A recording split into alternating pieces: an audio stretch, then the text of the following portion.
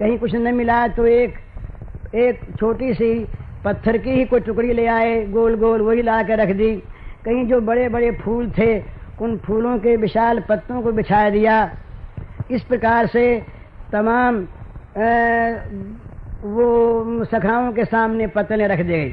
अब एक एक जना उठा पारी पारी से और अपने अपने पकवान को सबकी पत्तलों में परसने लगा। अब इतने सखा थे, पर वो इतना महान अपना अपना लाया हुआ प्रसाद हो गया कि सबकी पत्तलों में परस जाने लायक सबका हो गया, सबकी पत्तलों में परसा गया। तो क्या क्रम था? सबसे पहले श्याम सुंदर की पत्तल में परसते, उसके बाद दूर जा करके दूसरे झुंड में दाऊ जी की पत्तल में, और फिर तमाम सखाओं की पत्तलों में। सब लोग अब इतने साथ थे, परसते क्या देर लगी, परसने लगे। अब परसने के बाद अब जब भोजन आरंभ होने को हुआ तब मजाक शुरू हो गया। भगवान ने शुरू किया, उसने कहा अरे ये आम का अचार सड़ा हुआ किसने डाल दिया? मजाक। तो दूसरे ने कहा बोले तो सीधा आमा ने डाला। बोले वही ऐसा करता, नटखट बहुत है ना, तो उसके मुंह में ये जा करके लाल लाल मिर्चा दे दो, उसका मुंह जल जाए। तो एक लड़का उठा, उसने मिर्च उठाई और मिर्च उठा करके उसके मुंह में ठूंस दी। उसने कहा राम राम क्या किया क्या किया। इस प्रकार से हंसते हंसाते हुए मजाक करते हुए भगवान आरोगने लगे और तमाम सखा भोजन करने लगे। ये वन्य भोजन भगवान के बार बार होते थे, रोज तो होते ही थे, पर विशेष उत्सवों पर विशेष होते थे। आज वन्य महोत्सव है, आज वन में ये गोचारण की सफलता में ये उत्सव मनाया गया है। तो तमाम बच्चे और तमाम वो कुल सखागण सब मिलकर हंसते हंसाते भोजन करने लगे। अब यहाँ पर एक चीज हुई, एक बच्चा, उसका नाम था ललित।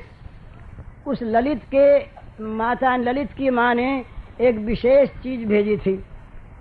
अब वो ललित की माता की विशेष भेजी हुई चीज वो पहले देना भूल गया।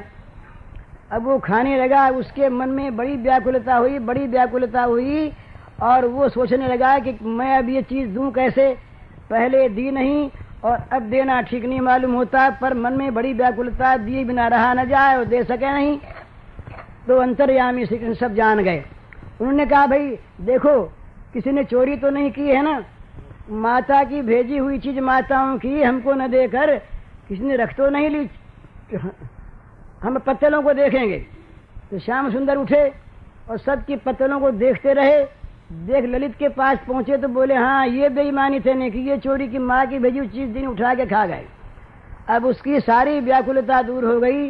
अंतर्यामी भगवान ने इस प्रकार सबके साथ वो भोजन सुसंपन्न किया। भोजन सुसंपन्न होने के बाद सबने यमुना जी में जा करके हस्त प्रक्षालन किए, जलपान किया, सब कोई आकर के बैठ गए। अब खेलने की बारी आई। अब खेलने की बारी के पहले एक विचित्र बात दूसरी और होती है। वो ये होती है कि तमाम सखियां जो बात्सल्यवती माताएं थी वो तो गईं, ये तमाम सखियां जो रही श्री गोपांगनाएं, ये गोपांगनागण रहीं और रहे ये ब्रज के गोपगण और रहे भगवान श्याम सुंदर। तो बस अब इन ब्रज की गोपियों ने, इन ब्रजबालाओं ने, इनके मन में एक विशेष बात स्फुरित हुई कि आज श्री कृष्ण को विशेष रूप से हम लोग भी सजाएंगे। वो माँ सजाती हैं रोज, तो माँ का सजाना देख करके इनके मन में हमेशा आया करती थी कि हम भी सजावें, और रोज रोज सखा सजाते, सखाओं को सजाना देख कर इनके मन में आती कि हम भी सजाएं श्याम सुंदर को। तो जरा ध्यान कीजिए, श्याम सुंदर वन्य भोजन करने के उपरांत फिर उसी कल्प वृक्ष के नीचे सिंहासन पर आकर आसीन हो गए हैं। सखागण खेलने की बात कहकर और खेलने की प्रतीक्षा में सब इधर उधर खड़े श्याम सुंदर के मुंह की ओर निहार रहे हैं कि कब वो कौन सा खेल कैसे शुरू करेंगे। इसी बीच में गोपांगनाओं के मनों में ये बात आई। अब गोपांगनाएं विशेष सजाने के लिए अपने घरों से अपनी अपनी इच्छा रुचि के अनुसार गहने लाई थीं, कपड़े लाई थीं, चंदनादि लाई थीं और पुष्पादि की मालाएं लाई थीं। अब बड़ा विचित्र ढंग हुआ। एक सखी आती है, वो भगवान श्री कृष्ण के गले में हार पहनाती है और हार पहनाते पहनाते वो मंत्र मुग्ध हो जाती है।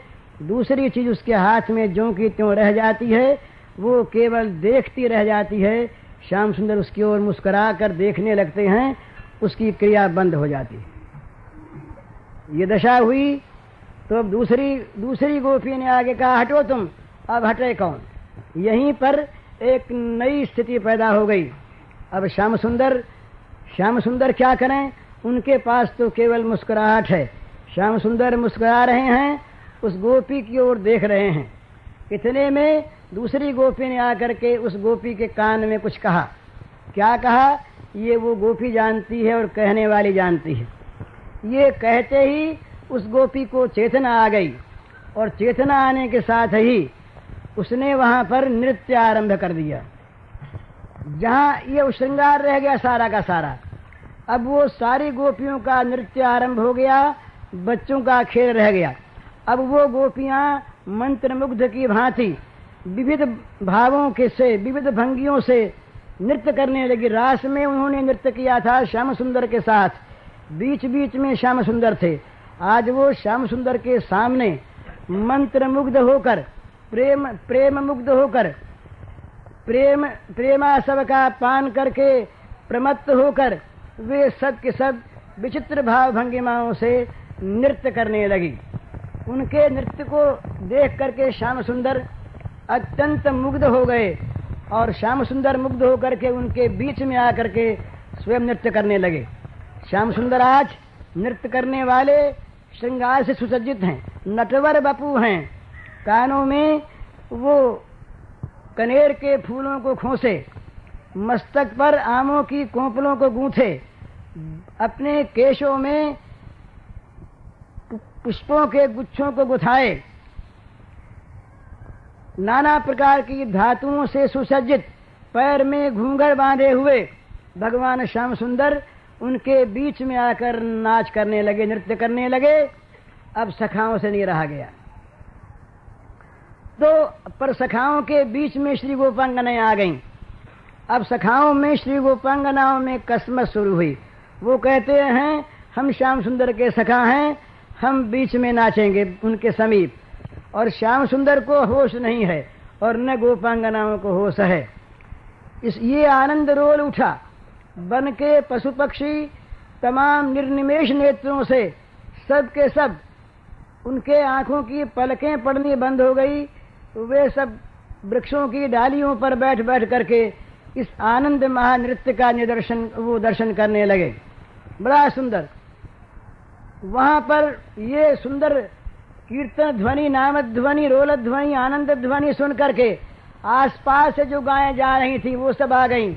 गायों ने अपने अपने कान लगा दिए, बछड़ों ने कान लगा दिए, सब के सब बछड़े और सब के सब गायें कान लगा करके उस मधुर आनंद नृत्य ध्वनि को सुनने लगे। भगवान बीच में नृत्य कर रहे हैं, बीच बीच में मुरली वादन करते हैं, बीच बीच में सखियों का हाथ पकड़ के उनके साथ नाचने लगते हैं, कभी किसी का कभी किसी का। इस प्रकार से आनंद नृत्य हो रहा है। सखा भी कोई बीच बीच में आ गए हैं, कोई पीछे हैं। ये महान नृत्य आरंभ हो गया। इस महान नृत्य के आरंभ होने पर चारों ओर तमाम वन में एक परम आनंद की लहर उठ गई। वन के पशुगण इकट्ठे हो गए दूर दूर से, वे आकर के इस आनंद नृत्य को देखने लगे। वन के जो अन्य जीव थे वो वहां पर आ गए, जो वनचर देवता थे वे वहां पर आ गए। और यमुना जी ने बस उछल उछल करके और अपने जलों के छींटे दे दे करके उन नृत्यकारियों को, महाभाग उन श्री गोपांगनाओं को और महाभाग उन सखाओं को और श्री कृष्ण को सुख पहुंचाने के लिए वो मानो अपनी उन बिंदुओं के द्वारा उछल उछल करके उनके घर्म को मिटाने लगी, उनको शीतल करने लगी। यमुना जी सेवा में लग गई। शांत वहां पर वातावरण था। उस शांत वातावरण में ये महान आनंद की अशांति उत्पन्न हो गई, जो उस प्रशांति को और बढ़ाने वाली। और छाया तो वहां थी ही, पर सूर्य भगवान ने भी बादलों की आड़ से छिपकर देखना शुरू कर दिया इस नृत्य को। महान आनंद का रोल उठा। इस प्रकार वो नृत्य हो रहा है, बड़ा मधुर नृत्य हो रहा है। उस नृत्य में चारों ओर केवल आनंद है, केवल प्रेम सुधा की वर्षा हो रही है। उस नृत्य में जिस प्रकार से भगवान का रस बहा, उसकी जरा सी आप झांकी कीजिए। भगवान के मधुर मुरली का रव बीच बीच में हो रहा है। सुनिए, भगवान के चरणों से नूपुरों के साथ घूंघूर बज रहे हैं। श्री गोपांगनाओं के पैरों की पैंजनियां और पायजेबें और उनकी करधनियों के घुंघरूं की ध्वनि, ये सब एक साथ हो रही हैं। श्री गोपांगनाओं के हाथों की चूड़ियां और उनके बाहुओं के कंगन, ये हिल हिल कर सब बज रहे हैं। श्री गोपांगनाओं के श्रीमुख से जो भगवान के गुणगान की एक मधुर ध्वनि हो रही है, वो सब मिलकर और कानों को अत्यंत सुख दे रही है। मुरली ध्वनि के साथ साथ ये अलंकारों के बजने की ध्वनि के साथ साथ भगवान के श्रीअंग की गंध इस नृत्य से और भी विकसित हो गई। उसके साथ साथ वन्य पुष्पों की पवित्र गंध भी उसके साथ मिल गई। विचित्र धातुओं की गंध मिली और साथ साथ श्री गोपांगनाओं के श्रीअंगों में जो चंदन लगा हुआ था, कस्तूरी लगी हुई थी, केसर लगी हुई थी, उन सब की गंध भी साथ मिली। एक विचित्र गंध का समारोह, विचित्र गंध का समूह वहां पर चारों ओर प्रसिद्ध हो गया, विस्तृत हो गया। सब लोग उस परम विस्तीर्ण सुखमय सौरभ से सब लोग सुखी हो गए। इस प्रकार तमाम सुगंधी, कानों को सुख देने वाली तमाम वो सुंदर स्वर, ये कानों को सुख देने वाला वो भगवान का मधुर अंग स्पर्श, वो त्वक को सुख देने वाला भगवान का वो मधुरास्वादन युक्त प्रसाद, ये जिह्वा को सुख देने वाला। इस प्रकार से नासिका, कर्ण, त्वक, ये सभी इंद्रियां परम सुख का आस्वादन करने लगी और मन, चित्त, बुद्धि, ये तो सब के सब भगवान के श्री चरणों में अर्पित हो गए। भगवान के नृत्य को देखने में ये सब लग करके अपने आप को खो चुके। अब वहाँ पर छा रहा है केवल प्रेमानंद, वहाँ पसर रहा है केवल प्रेम सुधा रस, वहाँ बह रहा है प्रेमानंद सुधा का प्रवाह, और वहाँ सबको आनंद की, प्रेमानंद की, दिव्यानंद की, जागतिक आसक्ति, जागतिक ममता, जागतिक कामना, जागतिक अहंता से सर्वथा शून्य दिव्य प्रेम रसमयी वर्षा हो रही है। वहाँ पर सब लोग उस वर्षा में उस प्रेम रस की बाढ़ में निमग्न हो रहे हैं। सब डूब रहे हैं। गोपियां डूब गईं, वे गोपगण डूब गए और श्याम सुंदर भी डूब गए, हम लोग भी सब डूब गए। अब देखिए कैसे डूबे हुए हैं, कितना आनंद आ रहा है। अभी नाच नृत्य बंद नहीं हुआ है, नृत्य चल रहा है। भगवान श्री कृष्ण नाच रहे हैं, सखागण नाच रहे हैं। ये नृत्य कब तक चलता रहेगा कुछ पता नहीं।